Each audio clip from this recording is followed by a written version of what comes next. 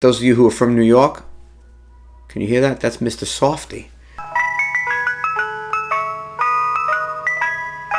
Maybe I'll run out and get some ice cream before I do this. Hey there, fellow troubadours. If you are a singing guitar player, like me, who loves performing but feels like your singing could use a little boost, or if you've ever felt insecure about your voice, this video is for you. Today we're going to have a heart-to-heart. I've been hearing from many of you out there in the community who've expressed to me that you are timid when it comes to singing in front of others. And a lot of you have asked me if I personally have had voice training. First, let me say right off the bat that vocal lessons are a must for anyone who wishes to sing. And ultimately, they can help you overcome that fear by giving you the tools and the confidence to perform without anxiety. I don't want you to live with the regret of not performing for others. I used to be like that myself. That's why today I'm going to share my personal journey and what finally got me to start taking vocal lessons in hopes that it will inspire you to improve your own singing and get you out there performing. I did it, and so can you. I'm going to share the 5 biggest benefits that I took from taking vocal lessons. These are changes that not only transformed my singing, but boosted my confidence and overall performance. But more importantly, even than that, it made singing fun. It made me want to sing. Before we get started with the rest of the video, I hope you'll consider subscribing and hit that thumbs up because it really does help. And if you'd like to support this channel, there are links to my Patreon and other ways you could support in the description if you so choose. So like many of you, I used to believe that singing was a natural talent. You either had it or you didn't. And I believed in that natural talent myth, that great singers were just born that way and you either were or you were not. And though it's true that there are some that are just anointed to be great singers, there are plenty of singers who do quite well who aren't in this rarefied group. But even though I was gigging a lot, getting work, I was never truly happy with my singing. And as time went on, I noticed something was off. After my gigs, I would be strained, my voice would be tired and exhausted. I also realized that I was hiding behind my guitar and not embracing my voice. That fear of not being good enough was holding me back, and I just wasn't enjoying it anymore. Now, I had thought about the idea of taking vocal lessons, but I just kept telling myself that it wouldn't make a difference. I kept telling myself that I wasn't really a singer. And that was the biggest mistake of all. What you tell yourself is very powerful. If you tell yourself something long enough, it becomes a self-fulfilling prophecy, and that's what was starting to happen to me. Maybe I was scared that a vocal teacher would tell me the thing that I feared the most, that I just wasn't good enough. I probably should have booked a therapy session instead. But instead, I put my big boy pants on and I called an old high school friend, an amazing singer and vocal teacher, and booked my first formal lesson. And in just our first phone conversation, I learned the most important lesson of all. And if you only take one thing from this video, let it be this. The turning point came when I started to understand that my voice was an instrument, and it was an instrument that I hadn't taken any time to learn about. You know about the nuts and bolts of your guitar, how it works, how to tune it, everything else, right? But you don't know anything about the human voice. If you're to properly, safely, and effectively use a machine or an instrument and get the most out of it, and not potentially even damage it, you need to understand how it actually works. The first and perhaps most important benefit was improved vocal health.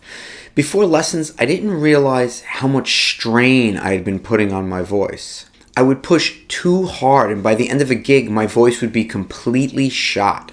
I didn't realize just how delicate the vocal cords or vocal folds are, and how all the pushing and straining on your neck and shoulders to project or reach those high notes actually does nothing to help your voice. In fact, it does quite the opposite. Even simply keeping your head straight and not cocked forward, such a subtle thing and difficult thing to do when you're not paying attention, it positions your larynx improperly, properly, improperly. And when your larynx is positioned properly, you really help your vocal cords do their job without damaging them. What? You don't know what your larynx is? Well, why would you? That's what lessons are for. Also, and this is probably the worst habit of all, I never used to warm up my voice before an evening of singing. Another big mistake. Your vocal cords are muscle tissue, and they need to be as flexible as possible before we ask them to perform at their best and to avoid straining or damaging them. Vocal lessons taught me proper techniques to warm up my voice. Some of them are so easy, you can even do them in the car. And in the description of this video, I have some links to videos where I do just that. I warm up in the car on my way to a gig. Also, I learned how to breathe and use my breath correctly, how to support my sound with my breath, and how to avoid unnecessary tension by doing that. Through educating myself on how my instrument works, I learned to become aware of these tension points. Now I could sing through 3 entire sets, night after night, without feeling like I'm damaging my voice. And I could do it confidently and comfortably. It's made such a huge difference in how I approach singing and performing, and hopefully to the longevity of my singing life and my career. And with vocal lessons, you can experience the very same thing. Did anybody notice the lights back on? It wasn't me, I promise. Next up, let's talk about tone. Before lessons, I honestly didn't even know what my tone was. I just sang the way I always had and hoped for the best. But through vocal lessons, I discovered the unique qualities of my voice. I stopped trying to sound good and became aware of what my sound actually was and what tools we have in our instrument to shape the tone as we sing. If you want to avoid being one of those singers who emulates the tone of the original singer, like a bad Elvis impersonator or like a bad Eddie Vedder impersonator. That ain't Elvis, man. That's a nickel and dime impersonation of an Elvis impersonator. Then you want to learn what your voice sounds like, just the natural tone of it, so that you can shape it yourself. You could bring out the qualities that are unique to your tone. I bet you didn't even know that the vocal cords themselves actually produce very little sound at all. It's really just a very, very light buzzing sound. Think of it as the sound of a needle playing on a record when the speakers are turned off. Some of you do remember what a record is, right? It's the resonator, which broadly speaking consists of the nasal cavity, the mouth, the throat, the chest, the skull, the whole body, really. That is the sounding board. Think of it as the sound hole and the body of your acoustic guitar. So if the vocal cords don't really produce sound that our audience hears, what is the sense of pushing and straining? What are we really accomplishing? It makes no sense to do that.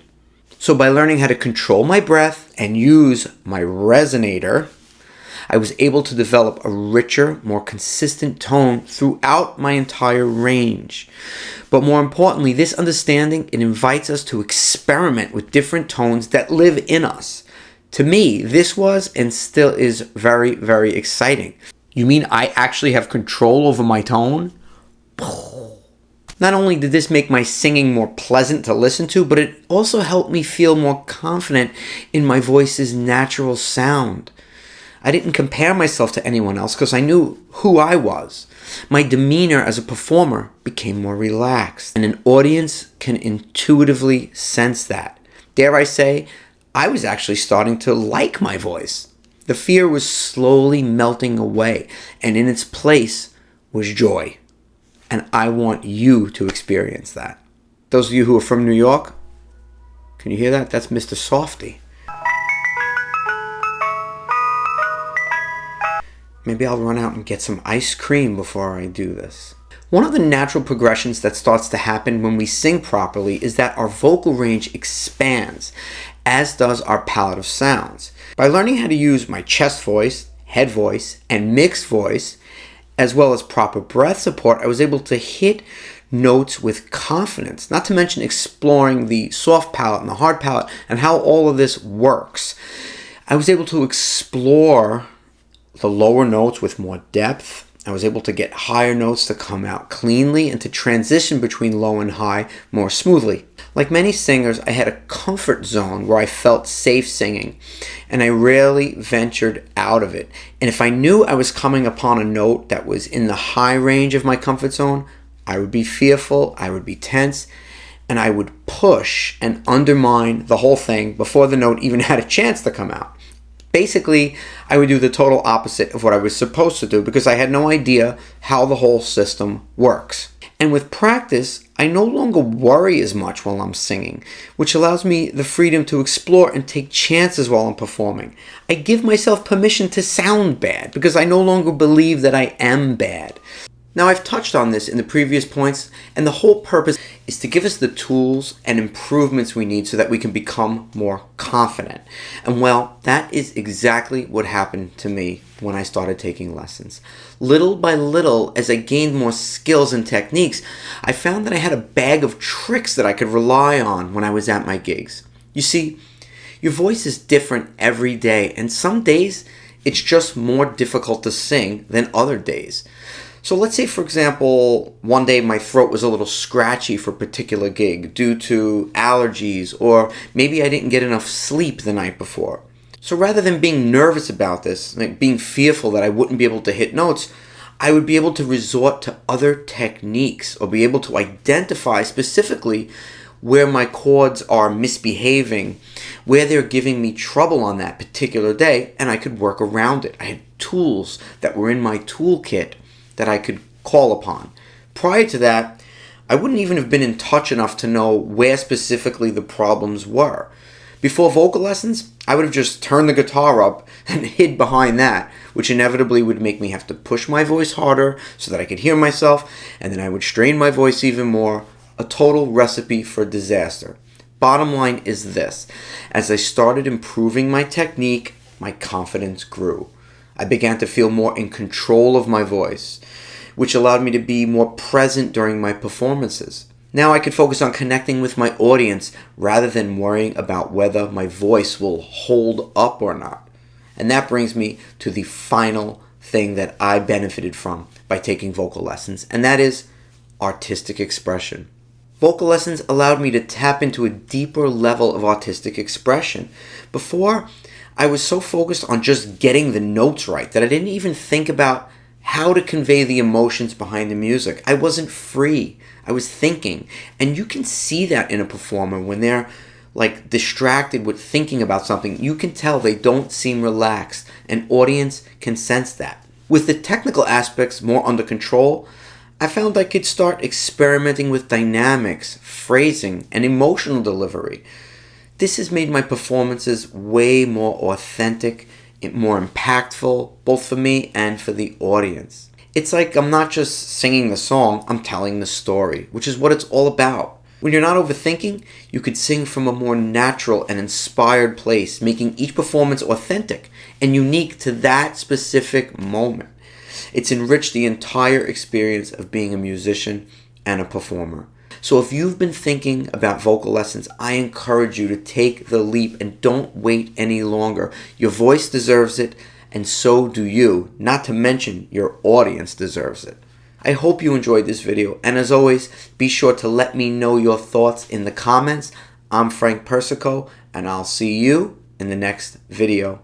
Take care. And just like that, I'm wearing a sweatshirt. It got cold in here.